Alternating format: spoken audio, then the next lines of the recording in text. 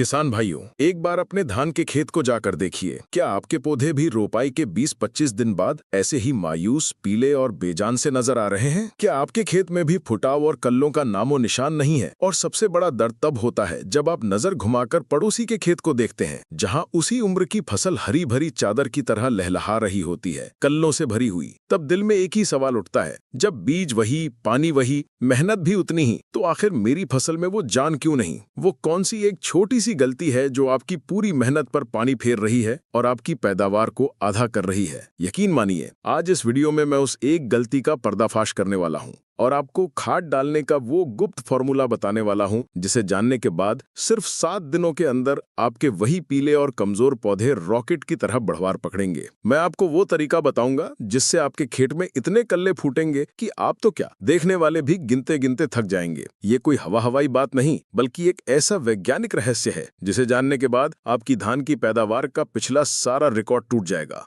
तो अगर आप अपनी फसल की किस्मत बदलने के लिए तैयार हैं, तो आगे बढ़ने से पहले वीडियो को एक लाइक और चैनल को सब्सक्राइब तुरंत कर लीजिए, ताकि ये राज आपसे चूक न जाए।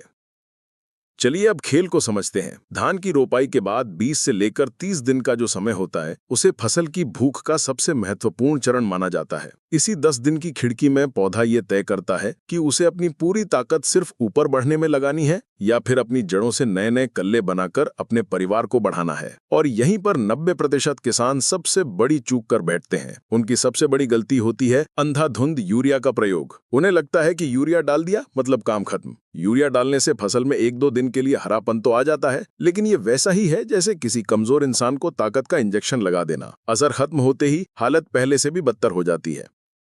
सिर्फ यूरिया डालने से पौधा लंबाई तो पकड़ता है, लेकिन वो अंदर से खोखला और कमजोर रह जाता है। उसका तना इतना नाजुक होता है कि हल्की सी हवा या बारिश में ही गिर जाता है। उसमें बीमारियों से लड़ने की ताकत नहीं होती। और सबसे बड़ी बात, वो फुटाव या कल्ले बनाने पर ध्यान ही नहीं देता। वो अपनी सारी ऊर्जा सिर्फ ऊपर की तरफ बढ़ने में बर्बाद कर देता है।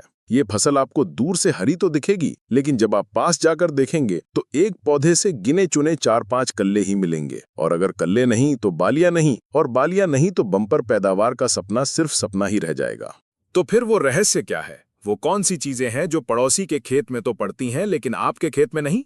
वो कौन सा जादुई मिश्रण है जो एक कमजोर पौधे को भी कल्लों का कारखाना बना देता है? ये रहस्य छिपा है 3 चीजों के एक सटीक कॉम्बिनेशन में।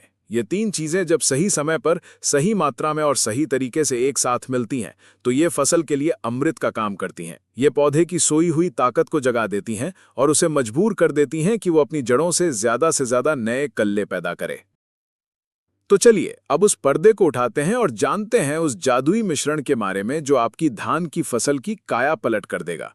इस मिश्रण के लिए आपको 3 चीजों की आवश्यकता होगी। पहली चीज है आपका जाना पहचाना यूरिया।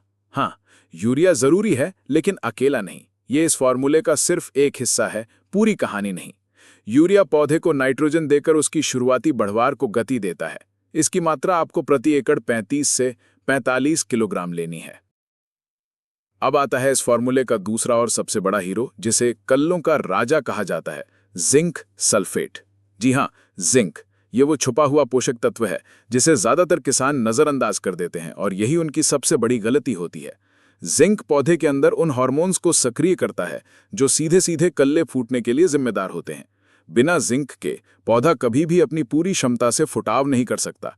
जिंक की कमी से ही धान में खैरा रोग लगता है, पत्तियां पीली पड़कर सूखने लगती हैं।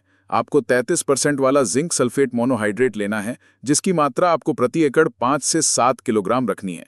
ये वो चाबी है जो कल्लों के बंद ताले को खोलेगी।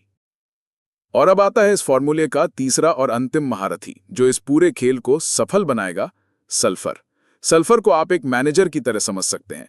इसका काम यह सुनिश्चित करना है कि आपने जो यूरिया और जिंक खेत में डाला है, पौधा उसका 100% इस्तेमाल कर सके। सल्फर के बिना आपके द्वारा डाला गया 40% तक यूरिया गैस बनकर हवा में उड़ जाता है, यानी पैसे की बर्बादी। सल्फर यूरिया की ताकत को बढ़ाता है, मिट्टी को नरम और भुरभुरा बनाता है, जिससे जड़ों का विकास अच्छा होता है, और साथ ही ये एक फफूंद नाशक का काम भी करता है। आपको 90% WDG वाला सल्फर, जो पाउडर फॉर्म में आता है, लेना है। इसकी मात्रा प्रति एकड़ 3 से 5 किलोग्राम रहेगी। अब जब आपके पास ये तीनों महारथी यूरिया, जिंक सल्फेट और सल्फर आ गए हैं, तो इन्हें इस्तेमाल करने का सही तरीका जानना सबसे जरूरी है। आपको इन तीनों को एक साथ मिलाना है। 40 kilo urea, 6 kilo zinc sulphate और 4 किलो सल्फर को एक साथ किसी साफ फर्श पर या तिरपाल पर डालकर अच्छी तरह मिक्स कर लें। ध्यान रहे कि इस मिश्रण को बनाकर रखना नहीं है, इसे मिलाने के तुरंत बाद खेत में इस्तेमाल करना है।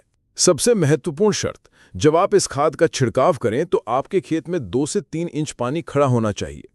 सूखी जमीन पर इस खाद को डालने की गलती बिल्कुल ना करें। खेत में पानी भरा होने से ये मिश्रण तुरंत घुल जाएगा और हर एक पौधे की जड़ तक सीधे पहुंच जाएगा। खाद डालने के बाद अगले 2 से 3 दिनों तक खेत में पानी को बना रहने दें, उसे बाहर ना निकलने दें। बस आपका काम खत्म। अब आप सिर्फ इंतजार कीजिए और चमत्कार अपनी आंखों से देखिए।